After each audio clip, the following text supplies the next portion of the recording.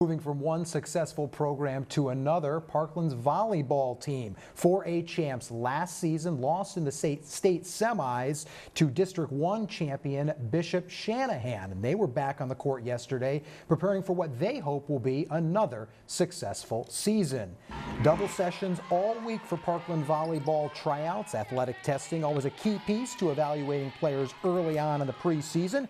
Head coach Mike Kraus happy with the effort so far, calling his group both competitive and anxious. And yes, in addition to push-ups, there was some volleyball action too as the team looks to solidify its roster before opening the season in 3 weeks. And the Trojans have won district titles in 7 of the last 8 seasons, including 4 straight, advancing to the 4A state semis last week. Despite losing a lot of experience, players last year did a good job preparing this year's group, which has 9 seniors. They really led in a sense of show the kids how to attain goals and how to establish goals and what it takes to accomplish those goals. So we're excited to see how their teaching has carried over now that we have a new group of seniors and leadership and young athletic group coming in. Everyone's really been loose and easygoing with where the positions that they're in. Obviously, we lost another All-State player, Mia Jago, has the blocking record at our school, but everyone's really stepping in, and everyone understands that we did have loss, but every year we have loss, and it's really how we come out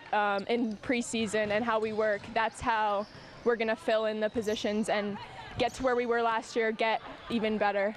What's really special about this team is that whenever anyone comes and watches our practices, or even our coaches this season, they have all told us what a good energy we have. We have just really come together, and I think this is one of the closest teams that we're gonna get, you know, according to like friendship and like how we come together and play together. I think it's really special what we have. I think, again, that stems from our chemistry, and we've been working together for 4 years, and our class is huge.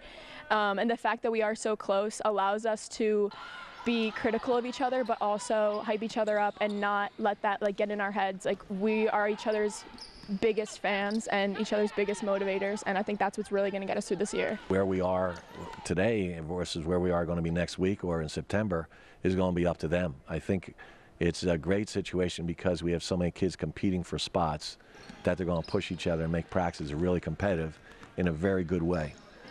Their attitudes are outstanding, and they're very supportive of each other, but they know that the common goal is what's best for the team. They've demonstrated that, but they're going to keep pushing each other, and if they let up, they're going to open the door for somebody else. Parkland's volleyball team coming off a 31-win campaign a year ago. Now they've got a scrimmage coming up on Saturday against Southern Lehigh before kickstarting the regular season on September the 4th against Allentown Central Catholic. At Parkland, they lose 2 players. They have 10 more waiting in the wings. I would expect another successful season from them. Well, we're going to step aside for just a moment, but when we